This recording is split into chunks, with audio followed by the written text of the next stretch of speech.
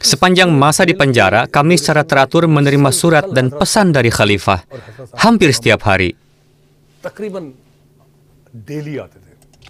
Ayah saya juga menerima surat dari Hadrat Khalifatul Masih, di mana Huzur mengungkapkan kebanggaan besar beliau pada saudara saya Ayub dan saya. Huzur mengungkapkan kebahagiaan kepada ayah saya. Terkadang Huzur menulis surat kepada saya secara pribadi, bahkan mengirim surat kepada istri saya untuk meyakinkannya.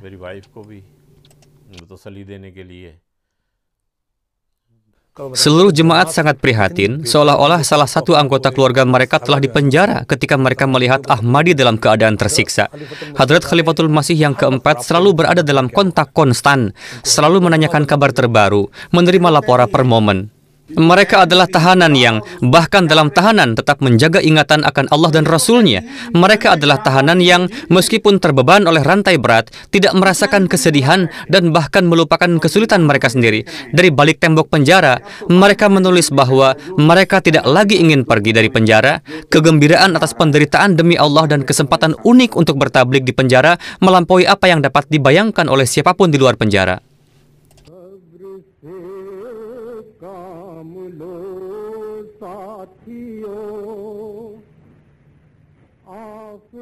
Ketika Jenderal Ziaul Haq mengunjungi Saqqar, dia pergi ke Jamiah Masjid dekat tempat kejadian. Saat akan meninggalkan tempat, orang-orang, terutama para ulama non-Ahmadi di sekitarnya, menanyakan keterlibatan dugaan Ahmadi dalam bom di Masjid Saqqar. Sebagai tanggapan, Zia mengatakan, "Jangan khawatir, saya akan membawa mereka semua ke pengadilan. Saya akan menghukum gantung mereka." Sedangkan Khalifah berkata, "Saya berdoa, Allah Ta'ala akan menunjukkan anugerahnya." Di satu sisi, diktator pada masa itu bertekad untuk menjatuhkan hukuman mati.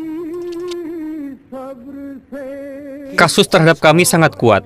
Bahkan pengacara kami memperingatkan bahwa jika ada yang menerima hukuman mati, kemungkinan besar adalah Ayub dan saya.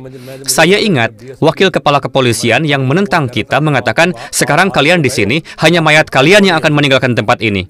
Terkadang saya melihat tiang gantungan dan bertemu mereka yang dijadwalkan akan digantung esok hari. Tim hukum kami melakukan segala sesuatu untuk mencegah kasus ditransfer ke pengadilan militer. Namun, para ulama non-Ahmadi menggunakan setiap pengaruh mereka untuk memastikan kasus masuk ke pengadilan militer. Untuk memastikan hukuman. Sidang berlangsung sepanjang hari dan seperti yang ditakutkan berakhir dengan vonis mati untuk kami semua. Hakim menulis digantung sampai mati, menyatakan bahwa kami harus tetap di tiang gantungan sampai mati.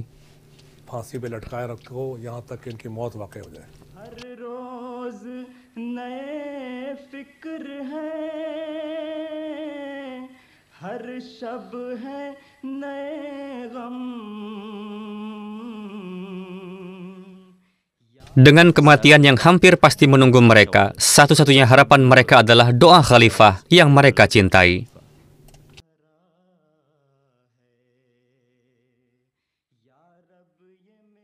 Huzur menulis dalam suratnya, "Jika kalian dijatuhi hukuman gantung, peluk tali gantungan dengan cinta." Namun, Huzur menambahkan, "Tetapi saya memiliki kepercayaan penuh kepada Tuhan saya." कर अब इनकी रिहाई मेरे आका खैरात कर अब इनकी रिहाई मेरे आका कशकौल में भर दे जो मेरे दिल में भरा है. Ayub juga telah melihat sebuah mimpi yang beliau infokan kepada Huzur. Di dalam mimpi itu kami mempersembahkan sekeranjang mangga kepada Huzur. Ketika Huzur membaca mimpi itu, Huzur menulis, "Tampaknya kalian akan dibebaskan sebelum musim mangga tiba." Ayub telah menggambarkan mimpinya kepada Huzur dalam sebuah surat. Hadrat Khalifatul Masih yang keempat rahimahullah sebagai balasan menulis surat kepada Ayub, "Mimpi Anda sangat baik. Pembebasan Anda akan terjadi sebelum awal musim mangga tahun depan." Ini adalah kata-kata Huzur yang persis.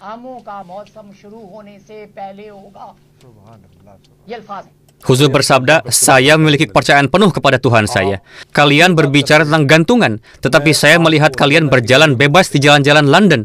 Ini adalah pernyataan yang kuat. Sementara seorang diktator yang memiliki kekuasaan mutlak di Pakistan bertekad untuk menjatuhkan hukuman mati. Khalifatul Masih, Khalifah Allah, dengan tegas menyampaikan bahwa hasilnya akan berbeda dan kebebasan kami akan datang di musim mangga. Mengenai hal ini Allah Ta'ala berfirman, Hatta matla'il fajr, wahai hambaku, malam kesulitan ini mungkin berlanjut, tetapi tidak selamanya. Rasa sakit ini ada, tetapi aku memandang mereka dengan cinta dan kehormatan, jadi aku berikan kabar gembira sampai terbitnya fajar, dan fajar tidak akan lama lagi akan terbit. Di tengah semua ini kami merasa bahwa ini hanyalah sementara, dan karena kami tidak bersalah, tidak melakukan kejahatan apapun, dan memiliki niat yang murni, tidak akan terjadi apa-apa pada kami. Dukungan dan koneksi berkelanjutan dari jemaat terus menjaga semangat kami, meyakinkan kami bahwa kami memiliki dukungan dari seluruh jemaat, dan insya Allah semuanya akan baik-baik saja. Kemudian suatu malam sekitar pukul 12 atau jam 1, kami tiba-tiba mendengar gemerincing kunci. Siapa yang datang pada jam selarut ini? Kami melihat, dan itu adalah petugas penjara yang memegang satu set kunci sel penjara. Dia berseru, siapa Ayub dan Muzaffar? Mendengar nama kami, bahkan orang terkuat sekalipun akan merasakan gemetar sesaat. Darahku membeku. Jangan-jangan saatnya untuk digantung.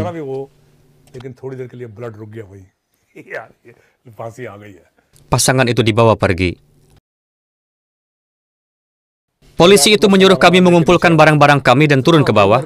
Pada saat itu rumor tersebar liar di seluruh penjara dengan semua orang membahas kasus bom Sekar, mengatakan Ayub dan Muzaffar pasti akan digantung dan yang lainnya akan menerima hukuman seumur hidup.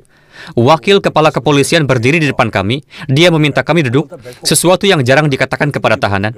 Kami duduk, dan dia berdiri dan bersalaman dengan kami, mengatakan, selamat, surat pembebasan kalian telah tiba. Kalian bebas.